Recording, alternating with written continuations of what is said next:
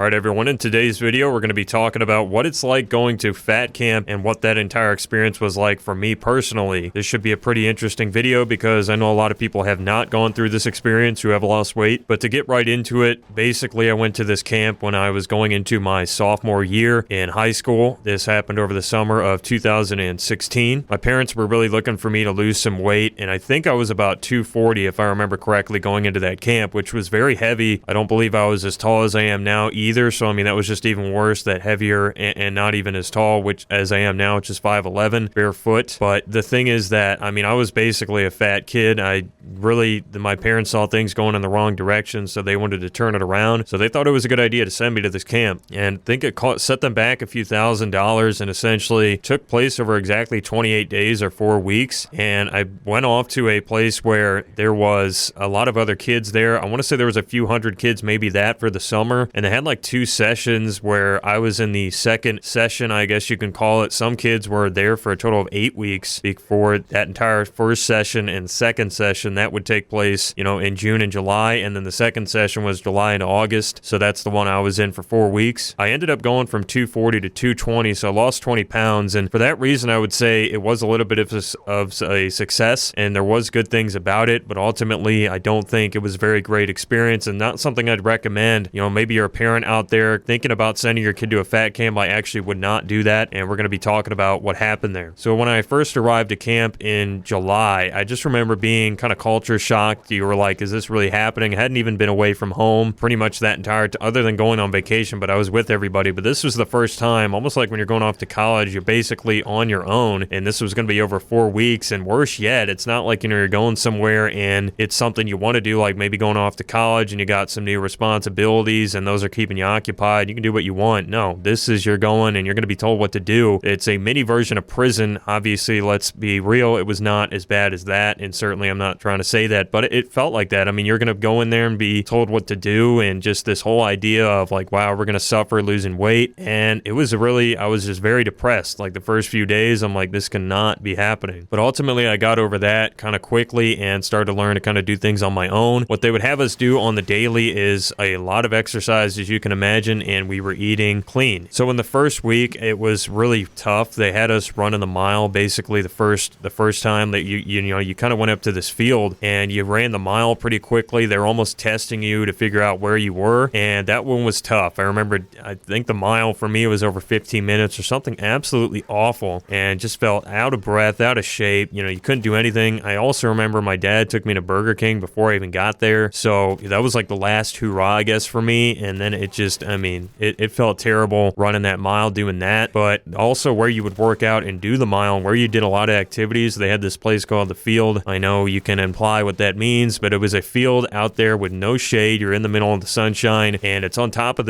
another one of these hills. You got these rolling hills in Missouri where I was basically, and I can show a picture on screen of kind of what it would look like. And there's this deep woods, and you had to go up this massive hill to get there, and it was just really hot. And oftentimes that summer, especially Midwest, has really gotten hit hard by global warming and stuff like that. So basically it was hotter than heck that summer, and there were a lot of records set for how hot it was and humid. So it was a pretty miserable time being up there. But yeah, every day you'd be going up to the field, you'd have to run the mile, you'd have to do that. You would spend several hours up there and then do other activities like, weightlifting kind of things, or they had these bands you would use essentially to do that. You'd also have to walk around the camp a lot. And another big thing is that they had no cell phones, and that was taken away. That was also a shock, right away. They took your phone, took your device, and you had to interact with other people. And I got to say one thing, that wasn't as bad as maybe it sounds now, because the thing is, like, once you got used to it and you started talking to people, I think you honestly got more happiness from that, as opposed to nowadays where everybody's chronically online and they always complain about how bad it is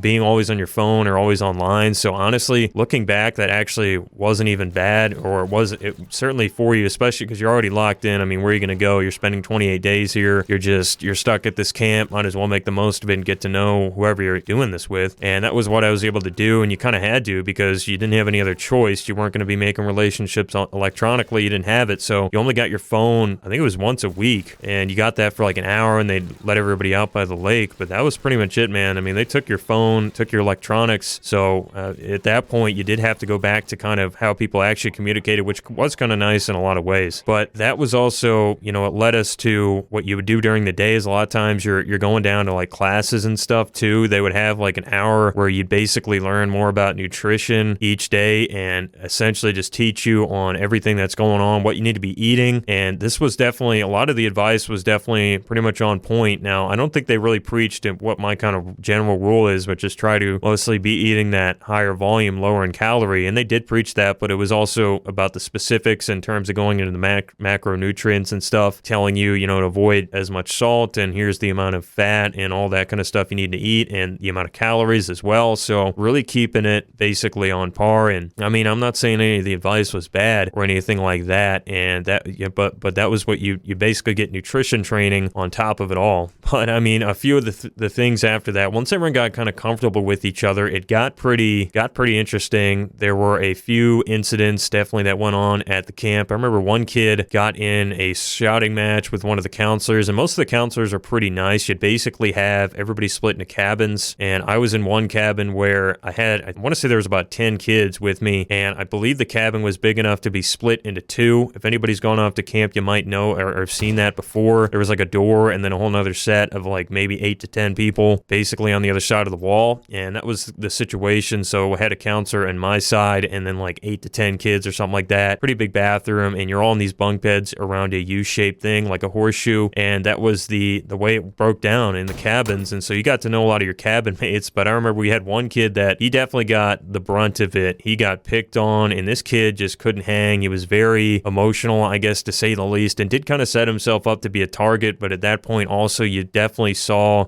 I want to say, bullying take place on this guy. Just didn't turn out too well for him, unfortunately. He ended up going home, which is one of the only, apparently I'm told, in the history of the camp, kids to go home early, in addition to another couple of kids I'll talk about in a bit. But this kid, I mean, he was getting bullied all the time because he had these bigger legs, and everybody would always give him grief for that. And basically, yeah, he ended up literally leaving. And I think our counselor didn't really, you know, he was a cool guy, but I definitely felt like he probably could have done a little bit more to protect the kid at the time. But I guess he stuck out of it enough. And that was the thing. I mean, you know, we saw this also. Some of the counselors, we had one guy who was pretty in shape, and he was mostly showing tough love. I think we all know about somebody who can do that, but he did definitely get on some of the kids. And there was one instance where this is a kid who ended up getting kicked out alongside a woman, but he basically got in a shouting match. I mean, dang near came to blows with the counselor, and there was a couple of rough instances there where basically you had the counselor having to fire off on this guy to basically keep in line. But ends up, it was funny because that same kid who was, I thought, in line, you know, when he had talked back to this counselor, I thought was maybe disrespecting him. The thing was that he basically, I mean, ended up, let's say, doing an activity with a girl there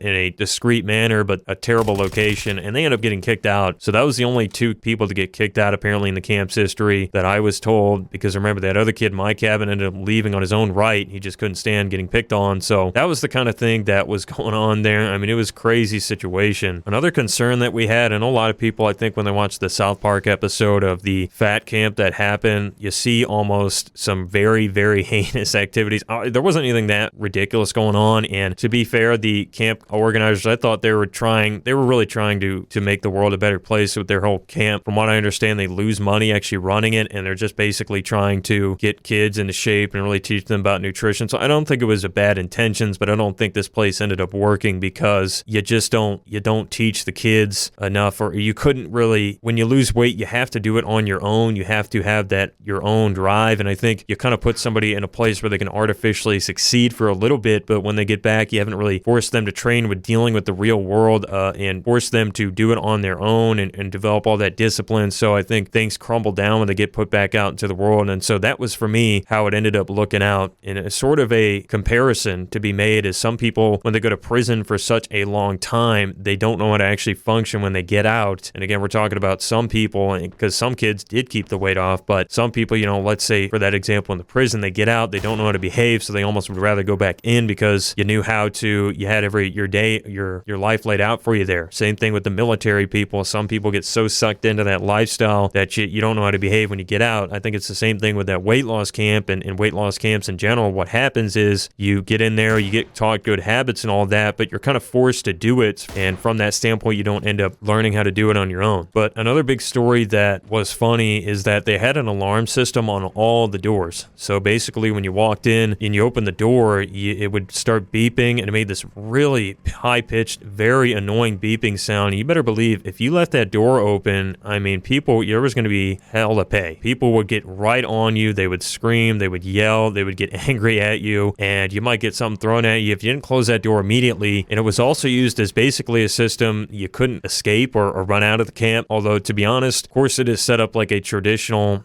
I hate to say it, but almost like a prison where you're kind of out in the middle of nowhere. You're kind of out in a tough situation. So if you basically tried to escape camp, it would have been very difficult, or you would have had to go several miles before you're in any type of civilization. So they were pretty good about that. I mean, I honestly didn't think anyone was going to try to go anywhere, but that was the way. I mean, the alarm system was very, very annoying on the doors. And one other thing that didn't actually happen, contrary to what a lot of people's beliefs, is we didn't really have anybody sneaking stuff into camp. And this is where it also sucked at the same time to lose electronics and lose a little bit of that privacy, because basically everything that was sent into camp was like inspected. Same with your phone. You would literally throw it in a bag and not have it, which it sucked more than having the willpower to just not be on it, or whatever other system they could have used, because it's everything that you're getting sent in is getting looked through and getting inspected and all this kind of stuff. So it was a little bit disheartening from that standpoint, and you wouldn't really get away with anybody sending you junk food anyways. So it really wasn't that kind of type of situation where people think it is, like kids are sneaking in Snickers and stuff. That really didn't happen. As far as the treats we did get, I think there was 1 or 2 times we had something off the diet. There was one time we had regular Powerade after a really tough day and everybody was sweating outside exercising. There was another time we had like one s'more, and it was a s'more I probably would have had. It was all lower calorie items put together and roasted over the fire, and you got like that one treat. That was a very occasional thing, but that was about it as far as the junk food. Other than that, you're pretty much on obviously fruits, vegetables, meats, lean meats, and proteins, all the usual stuff you could expect in a pretty good balanced diet. But that was basically what you were on. And you also had the salad every day, kind of salad option. That was the only thing you'd be getting every day. And other than that, they would switch up the diet all the time in terms of what you were getting that day. So they try to at least serve something different. So at least give them credit for that. But yeah, man, it was really brutal out there. I mean, the exercises were tough. There were a few times where the counselors would get really on you and you had to exercise even harder. I think one time we were doing I don't know what it was, a dance activity or something really stupid, to be honest, along those lines, but it was burning calories, so I guess it's whatever. We were in like the main room, the main building where you actually had the dining hall. They cleared out all the tables. We're doing an activity, and I guess one of the counselors thought we weren't taking it seriously enough at some point, so they had us run to the gatehouse, which is the house that sits right next to the gate, and there's this long gravel trail that goes on the side of the lake all the way up to where that building is and where a lot of the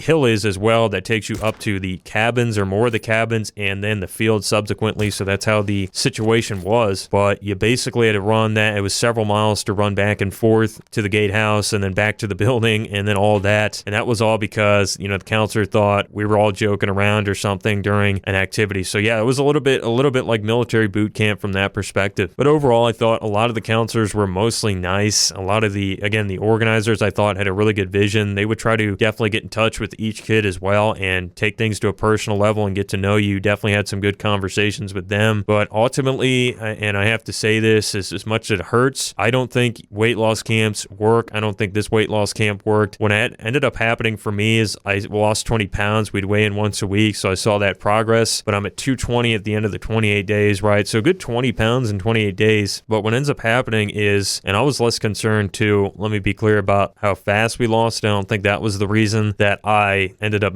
not winning this one. And I actually would say too, surprisingly, I never really felt hungry. I guess maybe because I was still growing or something like that. I know obviously we're on a good diet, which helped, but that wasn't all the reason. I know if I followed the diet now and tried to lose that weight that fast, I would be torched, but I still felt pretty good before and after. And anyway, or I should say really after, when I'd gotten to a cleaner diet and a little bit more into shape. But anyway, I got out of it and I ended up gaining the weight back, ended up falling into bad habits and ended up bouncing all the way up from 220 to over 305 pounds, which is where I maxed out in my junior year of high school and going into senior year. So it was not a good time for me. And I think the reason because, and I already explained a little bit earlier, but basically you don't learn. When you get put in a controlled environment, you don't learn how to do things yourself. You don't make the tough decisions. You don't tell the cookies and the Doritos in the cabinet no every day on your own. You don't prepare your own good meals and actually take that effort to do it yourself. You don't have the discipline to go out and exercise on your own and go learn those difficult habits and go enact that every single day. Instead, you're kind of forced to do it in that artificial environment, because the only way to really get out of it would have been to do something so terrible in its own right, to where you're going to get judged harshly by the other campers to, let's say, fake an injury and sit out or spit out all your food or do something ridiculous to get out of whatever the activity is. Like, you're not realistically going to do that in that environment. So you really didn't have another choice but to follow this regimen. And the problem with that is you just don't learn how to do it yourself. So that's why I believe weight loss camps are setting you up for failure, in spite of the fact that I will support the organizers and say I thought they were doing something very genuine. They have a good vision. They're good people trying to do the right thing, but ultimately you're set up for failure because you need to do it yourself. Nobody out, like the saying goes, you can lead a horse to water, but you cannot make it drink. Nobody is going to be able to do things for you at the end of the day in the long term. So you can get put in that short-term good environment, but it doesn't mean anything if you don't enact the habits yourself and that discipline and mindset that I've always preached in order to keep it off long term. So those are the problems that I had with the weight loss camp. And ultimately, I'd say my time was, I didn't like it. First,